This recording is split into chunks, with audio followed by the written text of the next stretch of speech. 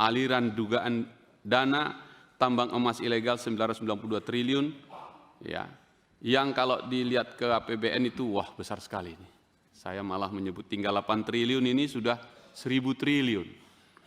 Izinkan saya fokus kepada apa yang disebut dengan emas.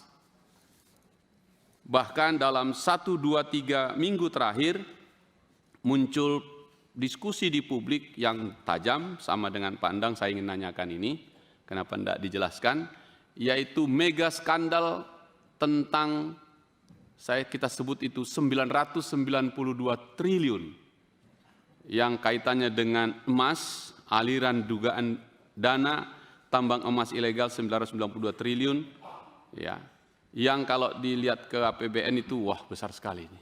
Saya malah menyebut tinggal 8 triliun ini sudah 1000 triliun. Kami mendukung ini dan mohon dijelaskan dengan baik kepada kita dengan alasan-alasan saya sebagai berikut. Pertama, seingat saya persis di tempat itu pimpinan, kira-kira 2 tahun lalu, Mahfud MD dan Sri Mulyani duduk di sini, bahkan juga ada Pak Ivan, untuk kita klarifikasi soal perdagangan ilegal emas. Dan waktu itu seru sekali gitu. Jika salah saya tolong dikoreksi, kira-kira 339 triliun waktu itu. Nah sekarang sudah menembus 992 triliun. Jadi bukan hilang, tapi makin tambah.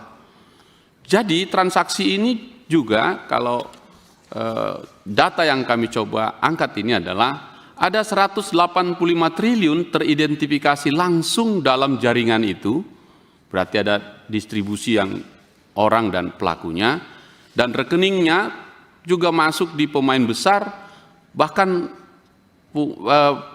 Bung Ipan menyebut 155 triliun dan seterusnya. Tentu ini kita ingin klarifikasi ya, apakah benar itu.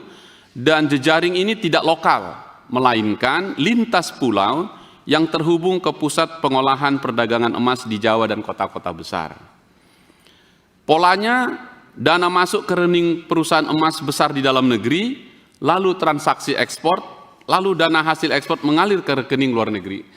Ini karena soal intelijen financial, tentu kami ingin menyampaikan ini. Nah, itu data yang kami coba dapat, mohon klarifikasinya, karena kita tadi belum mendengarkan dari Pak Ipan.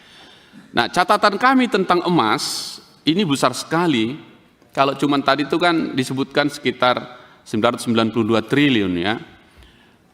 Indonesia produksi emasnya itu top 10 sedunia, 10 besar dunia, 100 ton per tahun. Besar sekali ini. Cadangan kita 3.600 metrik ton, terbesar nomor 4 di dunia. Besar sekali. Saya senang kalau PPATK tetap masuk ke sini. Produksinya fluktuatif dan cenderung menurun untuk produksi dalam negeri.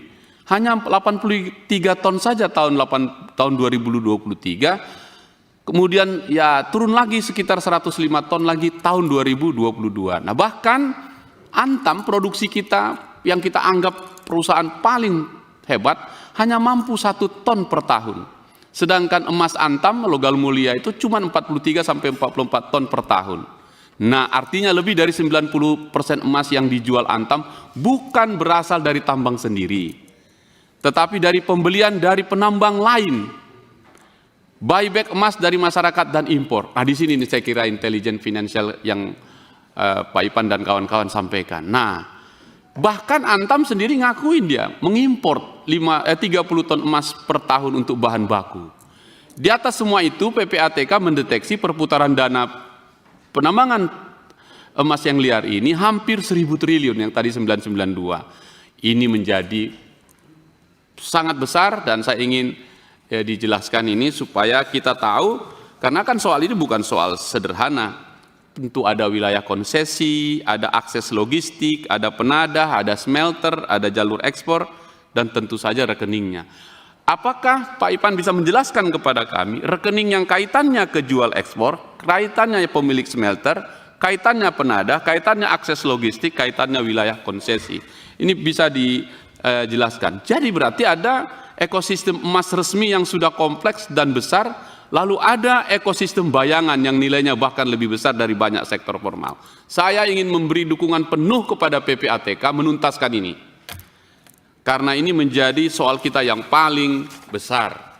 Nah, pertanyaannya adalah, apakah PPATK menemukan pola bahwa rekening-rekening yang terkait dengan peti emas itu hanya menampung hasil penjualan emas, tetapi juga memberikan pinjaman, investasi, dan skema pembiayaan ke sektor lain yang akhirnya berfungsi sebagai bank bayangan. Kayaknya itu kayak di pinggir jalan, ada orang punya uang, kapan ada emas bayar, kapan ada emas bayar begitu. Apakah polanya seperti itu? Nah, pertanyaan ini, mohon izin pimpinan saya teruskan sedikit ini, mengkritisi untuk dijawab apa yang ditanyakan tadi teman-teman, hasil PPATK ini, laporan yang begitu banyak itu, apakah kepada penyidik, kan udah ke penyidik ya, intelijen, berarti penyelidikan sudah selesai, itulah kita, maksa masuk penyidik. Apakah dia sudah menjadi bukti permulaan itu dalam rangka penyidikan? Boleh nggak saya bilang begini Pak Ipan, apakah data itu sekedar pelengkap penderita atau pembuka kotak Pandora? Saya memilih pembuka kotak Pandora. Karena itu kita ingin dijelaskan berapa banyak yang kita sampaikan, berapa banyak yang di follow up, berapa banyak yang tidak, berapa banyak yang naik kelas, berapa banyak yang tidak naik kelas. Supaya kita dapat tahu caranya, PPATK butuh apa lagi dari Komisi 3 ini agar hasil itu baik. Nah, jadi kalau pertanyaan emas yang tadi itu, apakah pikiran PPATK masuk ke sektor ini karena ingin mengatakan ada negara dalam negara yang beroperasi tepat di bawah hidung Republik ini, yang shadow state budget, APBN bayangan, yang dikendalikan bukan oleh Menteri Keuangan, melainkan oleh sindikat kriminal lingkungan. Itukah pikiran teman-teman PPATK turun ke sini? Atau apakah pikiran PPATK ini semacam the golden laundromat? Apa itu modus zombie mining? Karena dia zombie, kita mau masuk. Kalau iya, kita dukung ini. Apakah ini soal capital flight? Dari Indonesia dapat ampas, Singapura dapat emas. Apakah itu juga pikiran di PPATK? Jika pertanyaan saya itu sama dengan apa yang saya sampaikan, saya mendukung betul itu. Dan karena itulah ini green financial crime itu saya dukung penuh untuk Cita. Pertanyaan berikut, apakah juga PPATK mau mengatakan orang yang bermain di tambang emas ilegal ini adalah the untouchables? Siapa yang bermain mata dan siapa yang nggak bisa disentuh? Bukankah Pak Ipan selalu nyampaikan, kita dengarkan gagasannya, follow the money and you will find the power.